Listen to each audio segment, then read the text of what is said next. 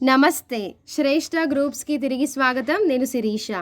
PIB ఎనాలిసిస్‌లో ఈరోజు మన news వ్యవసాయానికి సంబంధించింది, రైతులకి సంబంధించింది. ఏంటంటే MSP operations during kharif marketing season 2020-21 ఇది న్యూస్. ఈ న్యూస్ మనకు అర్థం కావాలంటే ఇక్కడ 2020-21 అని ఉంది. అంటే 2020-21వ సంవత్సరంలో ఖరీఫ్ మార్కెటింగ్ సీజన్. మార్కెట్ అంటే ఏంటి? ఎక్కడైతే అమ్మకాలు కొనుగోళ్లు జరుగుతాయో ఆ ప్రదేశాన్ని, ఆ ప్లేస్ని మార్కెట్ అని అంటారు. మరి మార్కెటింగ్ అంటే ఏంటి? అమ్మకాలు జరుగుతున్నాయి, క్రయ విక్రయాలు జరుగుతున్నాయి అంటే దాన్ని మార్కెటింగ్ అని అంటారు. సీజన్ అంటే ఏంటి? కాలము. మార్కెటింగ్ సీజన్ అంటే ఏంటి? అంటే అమ్మకాలు జరిగే కాలము అని మనకి అర్థమవుతుంది కదా. ఎస్, అమ్మకాలు జరిగే కాలము. ఖరీఫ్ అంటే ఏంటి? ఇది అర్థం కావాలంటే మన భారతదేశంలోని వ్యవసాయంలో ప్రధానంగా 3 పంట సీజన్లు ఉంటాయి. 3 క్రాప్ సీజన్స్ ఉంటాయి. 1 ఖరీఫ్, 2 రబీ, 3 జైద్. క్రాప్ సీజన్ అంటే ఏంటి? అంటే ఒక సంవత్సరంలో ఒక పంట వేసిన నుండి, నాటిన నుండి మళ్ళీ పంట చేతికొచ్చే వరకు మధ్యలో ఉన్న కాలాన్ని, టైంని, ఆ పీరియడ్ని ఒక క్రాప్ సీజన్ అని అంటారు. ఒక పంట చేతికొచ్చింది, ఆ తర్వాత ఇంకొక పంట వేస్తారు కదా, మళ్ళీ ఆ పంట వేసిన నుండి ఇంకొక పంట చేతికొచ్చే వరకు మధ్యలో ఉన్న కాలాన్ని ఇంకొక క్రాప్ సీజన్ అని అంటారు.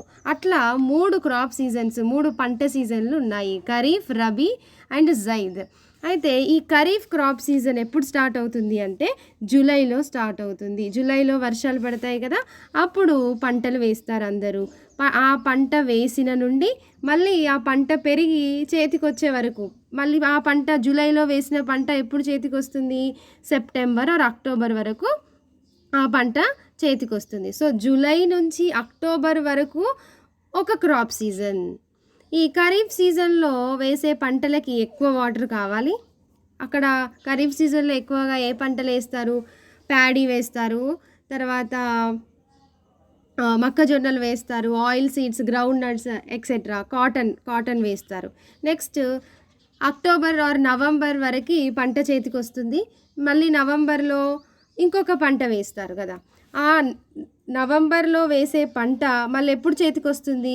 మార్చ్ ఆర్ ఏప్రిల్ వరకు పంట చేతికి వస్తుంది. సో నవంబర్ నుంచి ఏప్రిల్ వరకు ఉన్న కాలాన్ని రబీ సీజన్ అని అంటారు. జైద్ సీజన్ ఎప్పుడు స్టార్ట్ అవుతుంది అంటే ఏప్రిల్లో ఆర్ మార్చ్లో స్టార్ట్ అవుతుంది, జూన్లో ఎండ్ అవుతుంది. ఇక్కడ ఎక్కువగా వెజిటేబుల్స్ అండ్ ఫ్రూట్స్ పండిస్తారు. సో ఇట్లా 3 పంట సీజన్లు ఉన్నాయి. ఇక్కడ ఖరీఫ్ సీజన్ అని ఉంది. ఖరీఫ్ సీజన్ అంటే ఎప్పుడు స్టార్ట్ అవుతుంది అనుకున్నాం మనం? జూలైలో స్టార్ట్ అవుతుంది. సో జూలైలో వేసిన పంట అక్టోబర్ ఆర్ నవంబర్లో చేతికి వస్తుంది.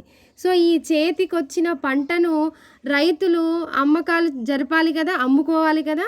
సో ఈ ఖరీఫ్లో పండిన పంటలను, ఆ వ్యవసాయ ఉత్పత్తులను అమ్మకాలు జరిపే కాలము ఖరీఫ్ మార్కెటింగ్ సీజన్. అది ఎప్పుడు స్టార్ట్ అవుతుంది? నవంబర్లో పంట చేతికి వచ్చింది అనుకోండి.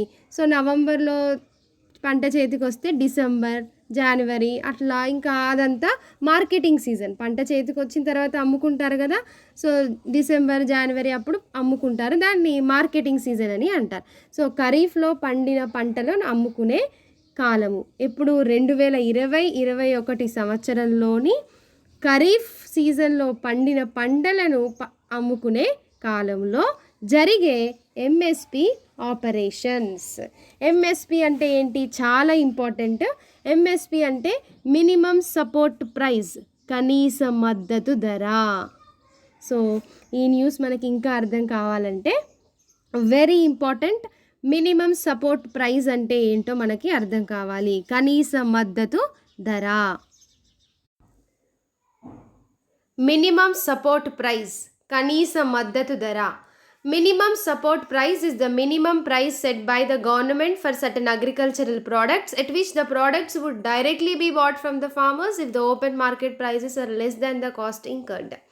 అంటే certain agricultural products, కొన్ని వ్యవసాయ ఉత్పత్తులకు ప్రభుత్వము ఒక మినిమం ప్రైస్ అంటే కనీస ధరను నిర్ణయించి పెడుతుంది. ఎప్పుడైతే ఓపెన్ మార్కెట్లో అంటే బహిరంగ మార్కెట్లో రైతు పెట్టిన పెట్టుబడి కన్నా కూడా తక్కువ ధరలు ఉంటాయో అప్పుడు ప్రభుత్వము వాళ్ళు నిర్ణయించిన కనీస ధరతో ప్రత్యక్షంగా రైతుల నుండి ఆ ఉత్పత్తులని కొనుగోలు చేస్తుంది. దాన్నే మినిమం సపోర్ట్ ప్రైస్, కనీస మద్దతు ధర అని అంటారు. కొంచెం అర్థం కానట్టుంది కదా, క్లియర్గా అర్థం అవ్వబోతుంది. సో వీడియో పూర్తిగా చూడండి. ఎంఎస్పి అంటే ఏంటి? మినిమం సపోర్ట్ ప్రైస్ అంటే రైతు పండించిన కొన్ని అగ్రికల్చరల్ ప్రోడక్ట్స్కి గవర్నమెంట్ ఒక ప్రైస్ని సెట్ చేసి పెడుతుంది. అది మినిమం ప్రైస్ అంటే ఆ ధరతో రైతులు వాళ్ళు పండించిన ఉత్పత్తులని అమ్ముకుంటే వాళ్ళకి నష్టం జరగదు. సో అట్లాంటి ప్రైజ్ని సెట్ చేసి పెడతారు.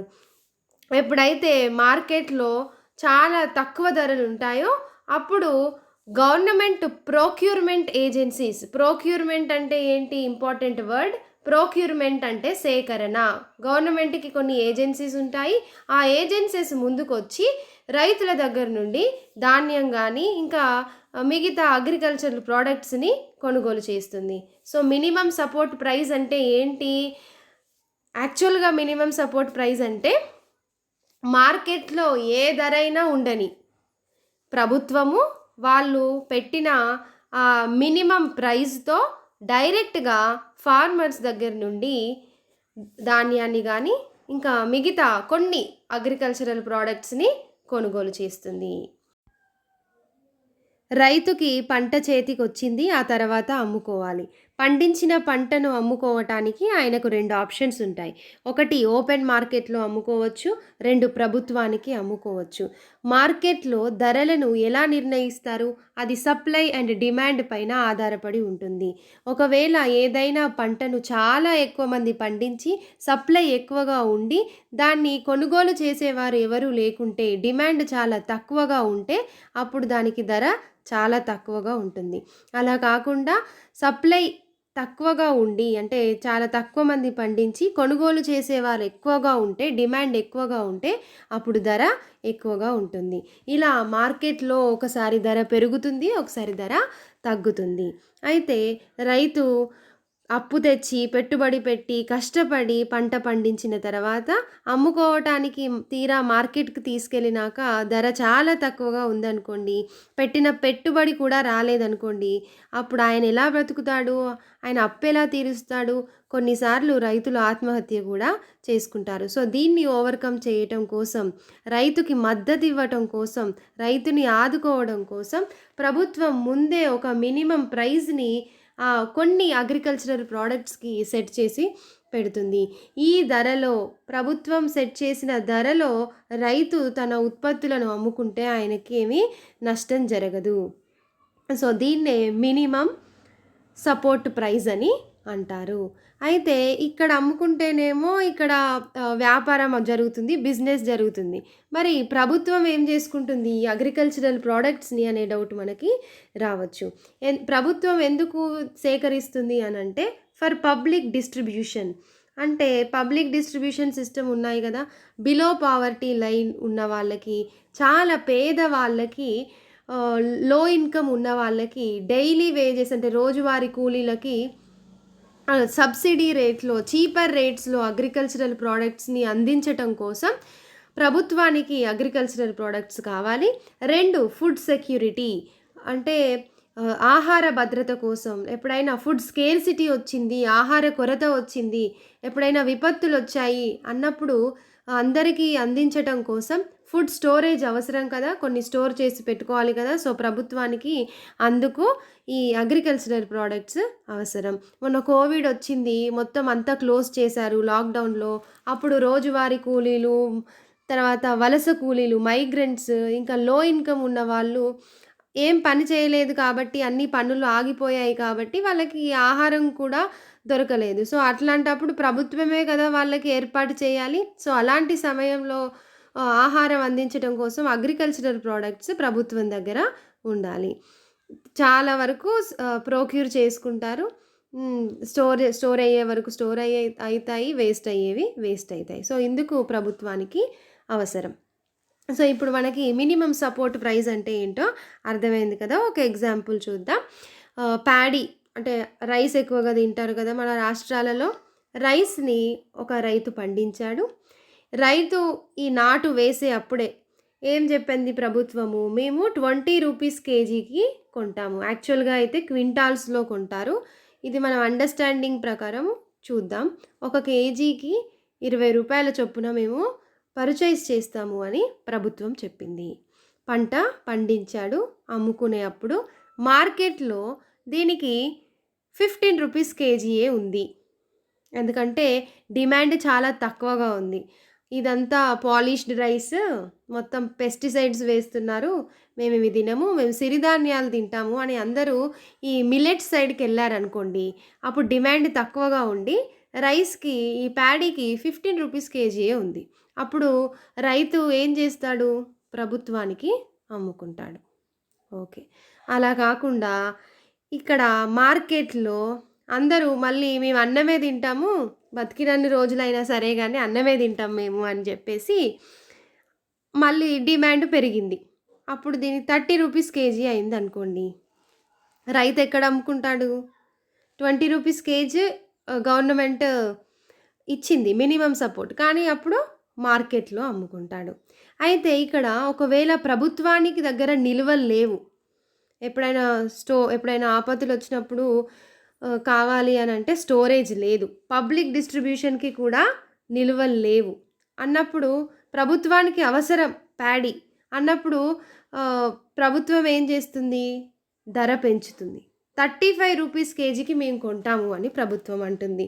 సో, ఒకవేళ మినిమమ్ సపోర్ట్ ప్రైస్ కన్నా ఎక్కువగా పెంచి మళ్ళా ధరని డిక్లేర్ చేస్తే దీన్ని ప్రొక్యూర్మెంట్ ప్రైస్ అని అంటారు. Procurement price.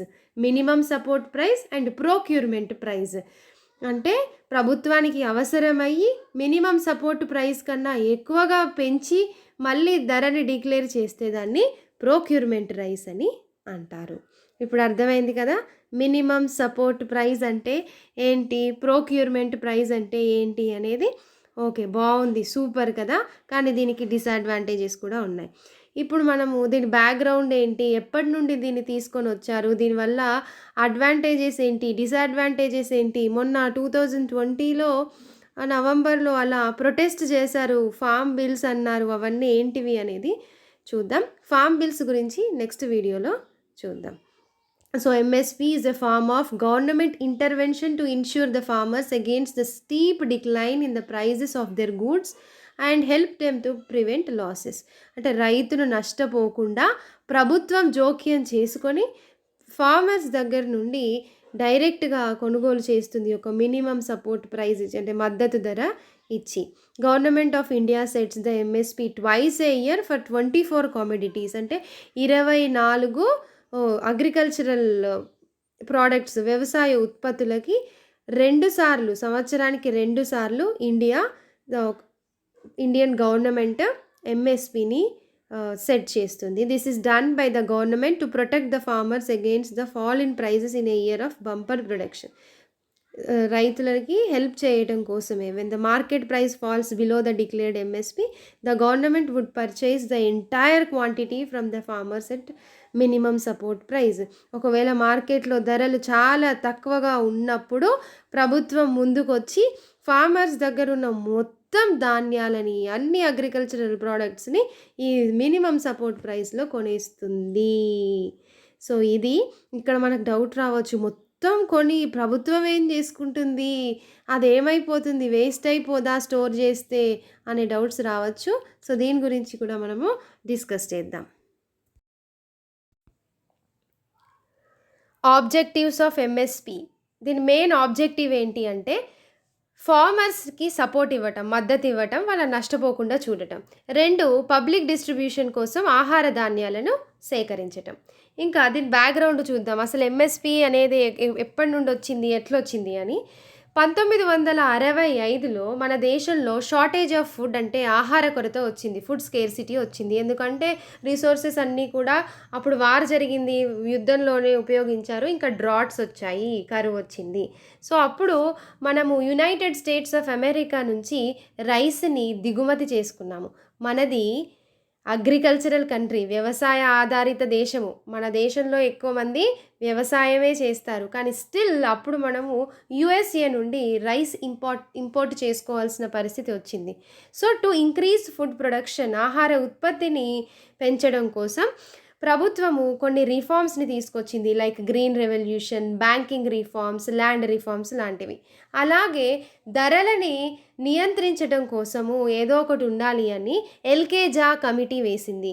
ఆ కమిటీ ఏం చెప్పిందంటే మనకి ఒక సపరేట్గా ఒక కమిషన్ ఉండాలి ఈ ధరలని గురించి నియంత్రించడం కోసము, రికమెండ్ చేయటం కోసమని. సో అప్పుడు 1965 1 జనవరి 1965లో అగ్రికల్చరల్ ప్రైస్ కమిషన్ని ఏర్పాటు చేసింది.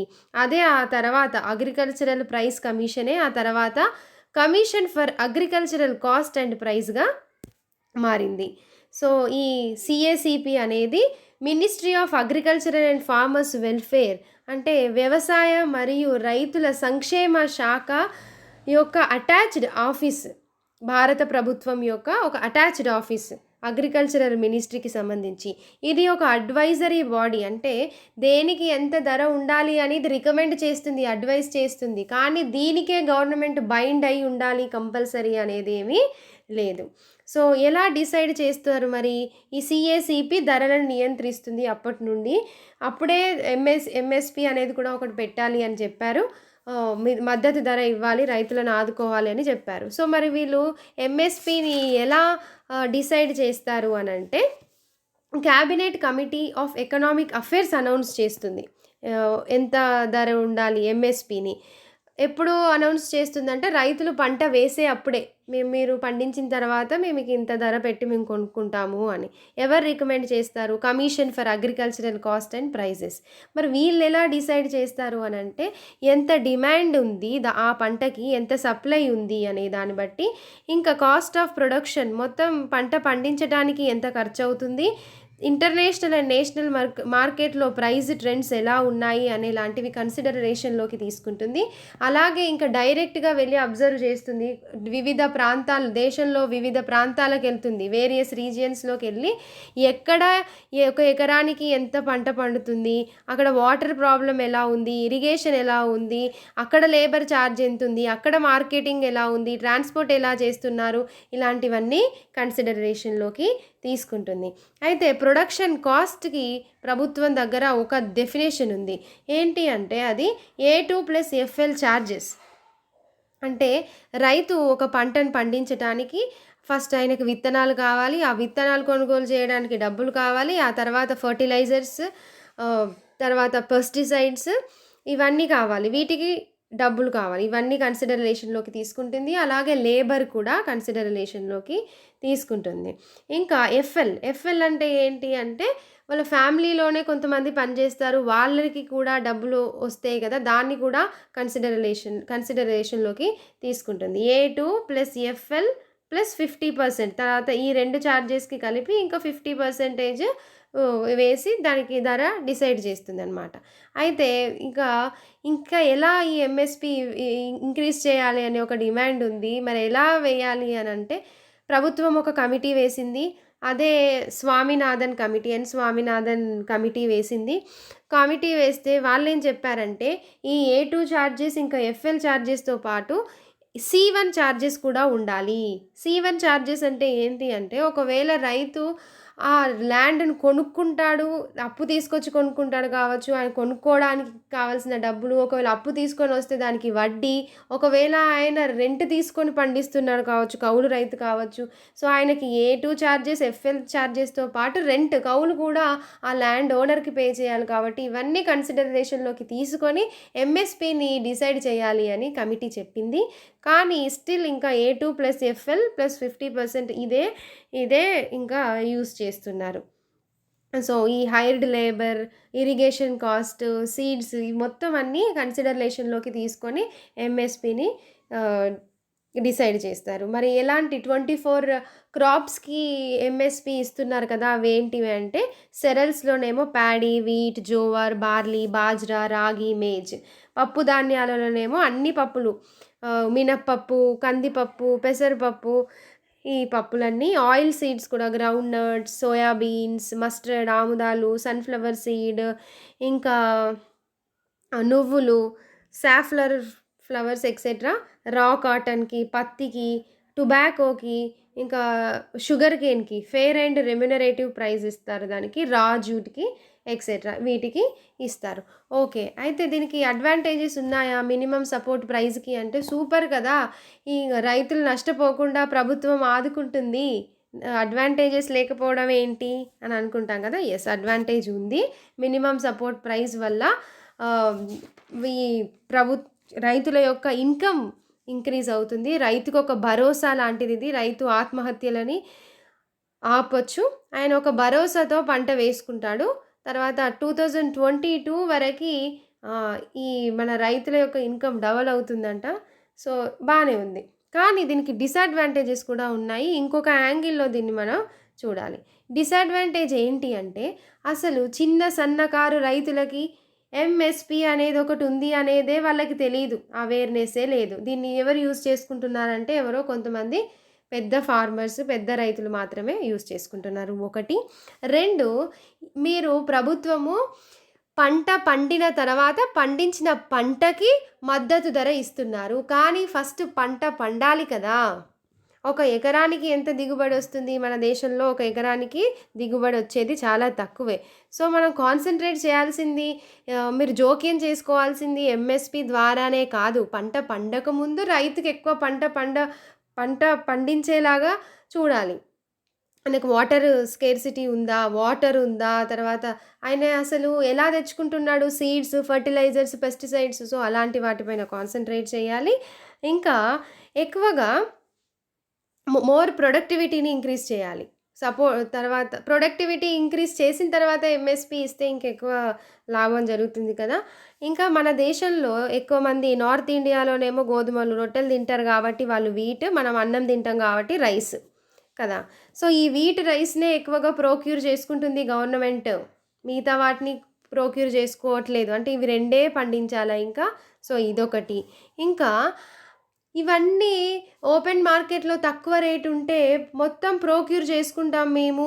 మొత్తం ఎంటైర్ కమోడిటీస్‌ని అని ప్రభుత్వం అంటే, ఇవన్నీ సేకరించడానికి ప్రభుత్వం దగ్గర బడ్జెట్ ఉండాలి కదా! అసలుకే మన బడ్జెట్ అంతా అంతంత మాత్రమే.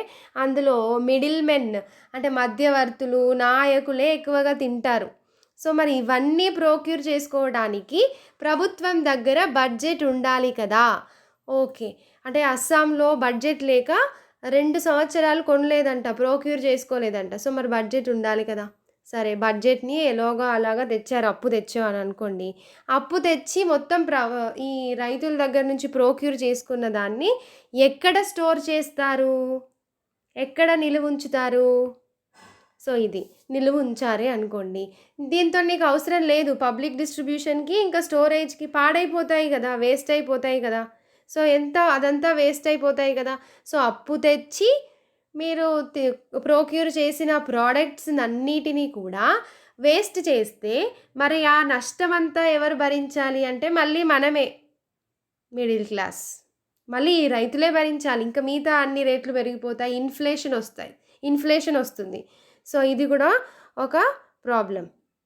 అయితే ప్రభుత్వం జెప్తుంది, మీ పంట వేసే అప్పుడే మేము దీనికి ఇంత మద్దతు ధర ఇస్తాము అని జెప్తారు. అప్పుడు రైతులందరూ ఏం మాట్లాడుకుంటారనంటే, నువ్వేం పంట వేస్తావు? నువ్వేం పంట వేస్తావు? ఇదైతే మంచి లాభమొస్తుంది. ముందే ప్రకటించారు గదా! అని చెప్పి అందరూ ఒకటే పంట వేశారు. For example sugar cane వేశారనుకోండి.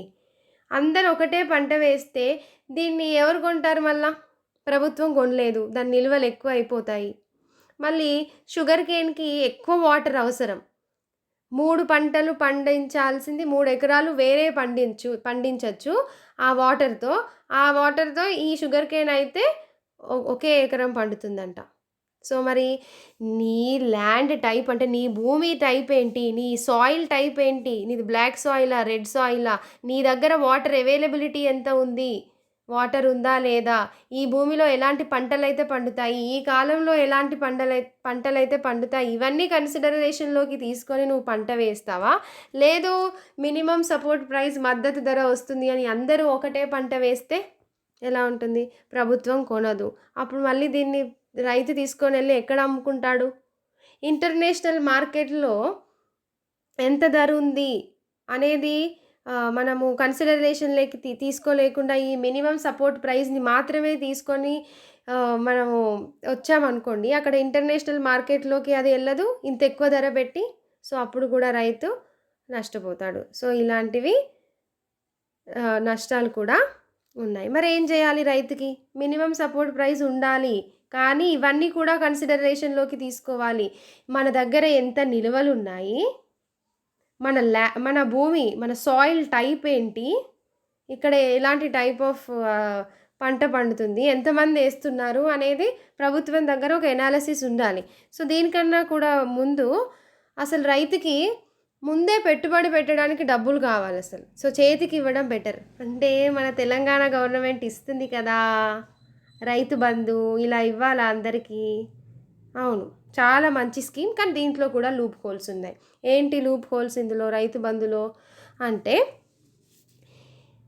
ఇది ఎకరానికి 4,000 చొప్పున ఇస్తారు కదా! అయితే మన రాష్ట్రంలో కానీ, మన దేశంలో కానీ చిన్న సన్నకారు రైతులే ఎక్కువ. 2 ఎకరాలు, 3 ఎకరాలు ఉన్న వాళ్ళే ఎక్కువ. తర్వాత ఈ మినిస్టర్స్ దగ్గర, పెద్ద పెద్ద నాయకుల దగ్గరే వాళ్ళకి 100, 200 ఎకరాలు ఉన్నాయి.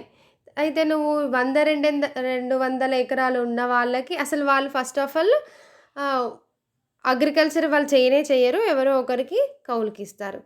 ఇప్పుడు ఇక్కడ లాభం జరిగేది ఎవరికి? 2 ఎకరాలు, 3 ఎకరాలు ఉన్నోడికి సంవత్సరానికి 8,000 ఏమో వస్తాయి అంతే. ఎకరం 2 ఎకరాలు ఉన్నోడికి. కానీ ఇక్కడ మళ్ళీ లాభం జరిగేది కూడా పెద్దవాళ్ళకి. కాబట్టి దానికి కూడా ఒక లిమిట్ ఉండాలి. అంటే ఒక 10 ఎకర్స్, 8 ఎకర్స్ వరకు మాత్రమే డబ్బులు ఇస్తాము పెట్టుబడి పెట్టడానికి అనేది ఒక లిమిట్ ఉండాలి.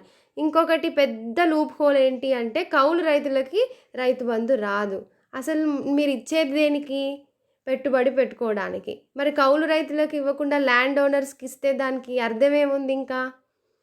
సో, అది కూడా పెద్ద లూప్ హోల్. అది వేరే తర్వాత డిస్కస్ చేద్దాం. So, these are the disadvantages.